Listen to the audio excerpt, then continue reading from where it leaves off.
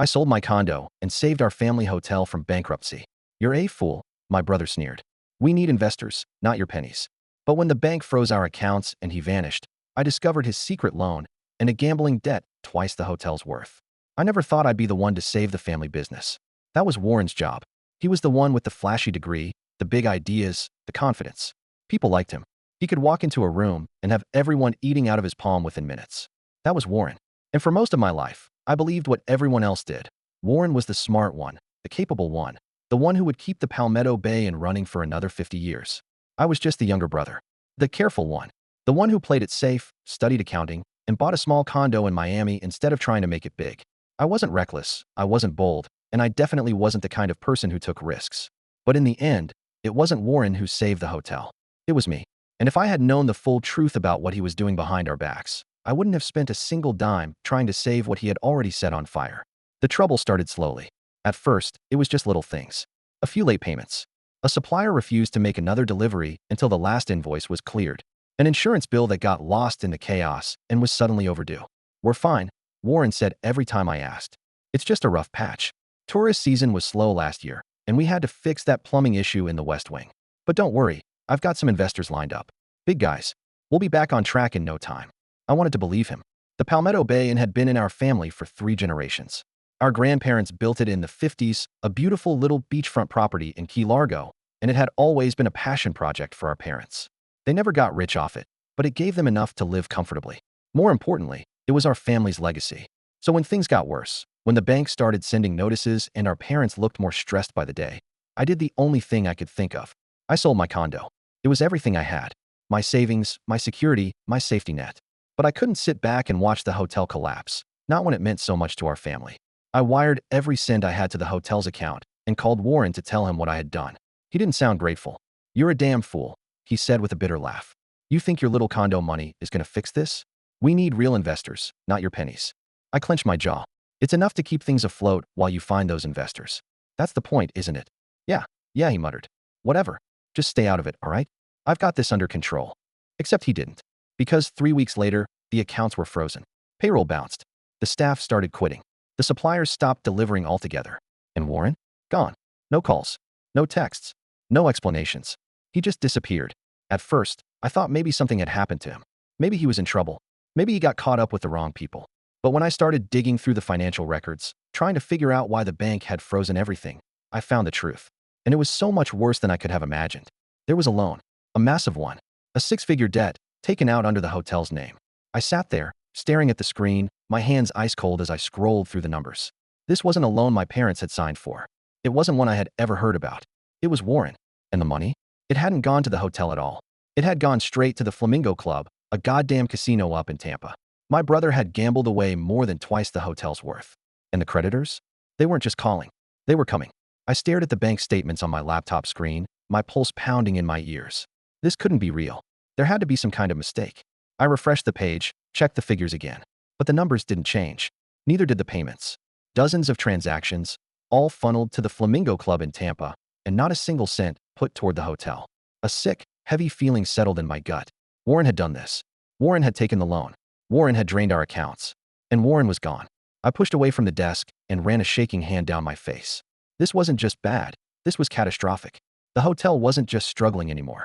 It was drowning, and my brother had tied a goddamn anchor to its leg before vanishing into thin air. I needed to think. I needed to do something. But first, I needed answers. I drove straight to my parents' house, gripping the steering wheel so tight my knuckles ached. It was a small, single-story home not far from the hotel. Nothing fancy, but it was theirs. It was supposed to be their retirement, a place they could finally relax after decades of hard work. I barely had the car in park before I was out, storming up the porch steps and knocking hard on the door. My mother answered, looking exhausted. Nate, she sighed, pulling the door open. Is everything all right? No, nothing was all right. But I swallowed the fury bubbling up in my throat and stepped inside. Dad was at the kitchen table, staring blankly at a pile of bills. His hair, once thick and dark, was thinning and completely gray now. He looked up as I entered, his eyes tired. Something wrong. I let out a sharp breath. I need to talk to you. About Warren. Dad's jaw tightened, and Mom turned away, rubbing at her temples. So they knew. How bad is it? I asked, my voice strained. Dad exhaled through his nose, pushing the bills aside. Bad. I pulled out my phone and opened the bank records. How bad? I shoved the screen in front of him because I just found out he took out a massive loan under the hotel's name and lost every cent of it at a goddamn casino. Mom flinched, but Dad just nodded grimly. We figured. You figured. I snapped. And you didn't think to tell me? Mom turned, her eyes wet. What were we supposed to do, Nathan? Her voice cracked. We only just found out for ourselves. The bank called yesterday. We tried calling Warren, but she shook her head. He's not answering. I clenched my teeth. Of course he's not answering. Dad rubbed a hand over his face. We knew he was in trouble. Just didn't know it was this deep. I sank into a chair, gripping my head. I had given everything to save the hotel, and it had been for nothing. Every dollar I sent had been eaten up by Warren's debts, leaving us worse off than before. The realization made my stomach twist. The hotel was gone. Unless we found a miracle, we were done. That night, I barely slept. I lay in bed, staring at the ceiling, my mind racing. The bank had frozen our accounts. Payroll had bounced. The staff was quitting. We owed more money than we could ever hope to repay. And Warren? Warren had vanished. But there was one place I hadn't checked yet. The Flamingo Club. If he was still in Florida, that's where he'd be. And if he was there, I was going to drag him out myself. I was on the road before sunrise. The drive to Tampa was long, but it gave me time to think. I ran through every scenario in my head. What I'd say if I found him. What I'd do if I found him. The anger sitting in my chest wasn't just anger anymore. It was something deeper. Betrayal. Warren had destroyed our family's business and disappeared, leaving the rest of us to deal with the fallout. I wasn't going to let him get away with it. When I pulled up to the Flamingo Club, my stomach twisted. It was gaudy as HLL, neon lights, flashing billboards, a massive sign promising the biggest payouts in Florida. I stepped inside. The place reeked of cigarette smoke, stale beer, and desperation. Slot machines chimed, cards shuffled, and voices buzzed through the air. I scanned the room, my heart hammering. And then I saw him. Warren, sitting at a blackjack table, laughing like he didn't have a damn care in the world. My hands curled into fists. I walked straight up to him, slammed my hand down on the table, and said, "Get up." His smile froze. He looked up slowly, and for the first time, I saw something in his eyes I had never seen before. Fear. Warren's smile twitched, his fingers gripping the edge of the blackjack table like it might keep him from sinking. "Nate," he said, like we were just two brothers running into each other at a bar. "What are you doing here?" I laughed, but there was no humor in it. "Oh, I don't know. Maybe I came to see the brother who disappeared after sinking our family's business into the ground." The dealer looked between us, sensing the tension. "Sir, if you're not playing, I'm not." I grabbed Warren's wrist and yanked him to his feet. "We're leaving." Hey, wait," he stammered, glancing around.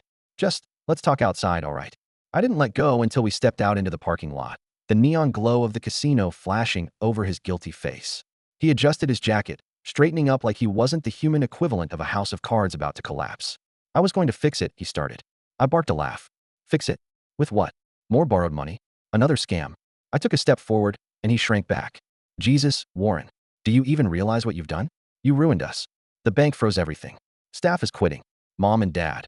My voice caught for a second. "They don't know what the HLL they're going to do." He looked away, rubbing the back of his neck. "I just needed more time." "You had time." My voice hardened. "And you used it to run." Warren let out a slow breath, shaking his head. "Look, I screwed up. I know. But I have a plan. There's a high roller tournament next week. You just need more money." I cut in. "Right? That's what this is. Another bet, another risk. You already lost everything." He didn't respond. And that's when I knew. Even after all of this, after losing the hotel, after running away, after blowing every dime he had, he still thought he could gamble his way out. I swallowed down the bitter taste in my mouth and looked him in the eye. "You're done, Warren." His head snapped up. "What does that mean?" "It means I'm cleaning up your mess." I folded my arms. "And you're going to help me?" He scoffed. "With what?"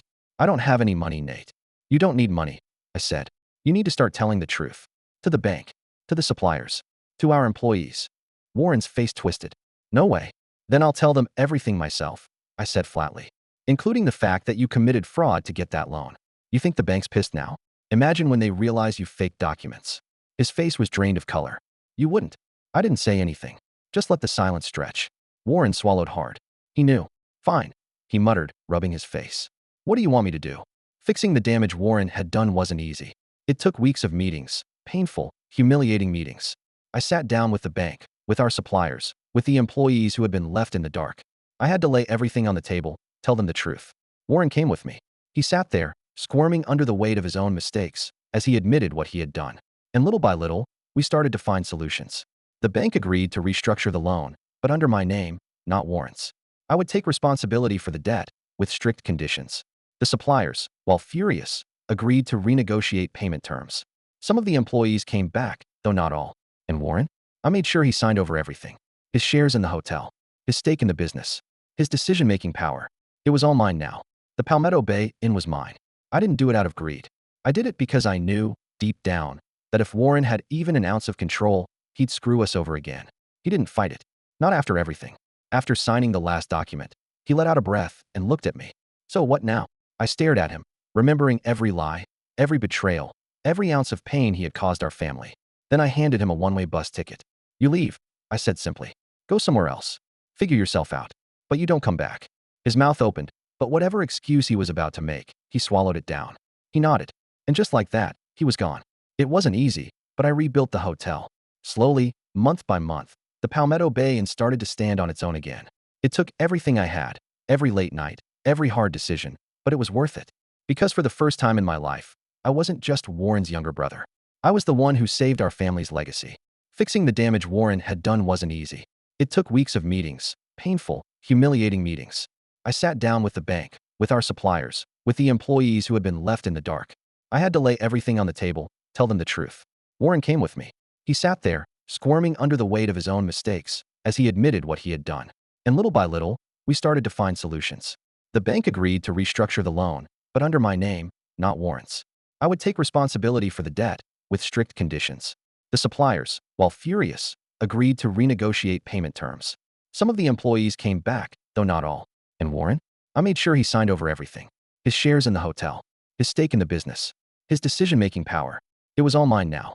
The Palmetto Bay Inn was mine. I didn't do it out of greed. I did it because I knew, deep down, that if Warren had even an ounce of control, he'd screw us over again. He didn't fight it. Not after everything. After signing the last document, he let out a breath and looked at me. So what now? I stared at him, remembering every lie, every betrayal, every ounce of pain he had caused our family. Then I handed him a one-way bus ticket. You leave, I said simply. Go somewhere else. Figure yourself out. But you don't come back. His mouth opened, but whatever excuse he was about to make, he swallowed it down. He nodded. And just like that, he was gone. It wasn't easy, but I rebuilt the hotel. Slowly, month by month, the Palmetto Bay Inn started to stand on its own again. It took everything I had, every late night, every hard decision, but it was worth it. Because for the first time in my life, I wasn't just Warren's younger brother. I was the one who saved our family's legacy. And I never looked back.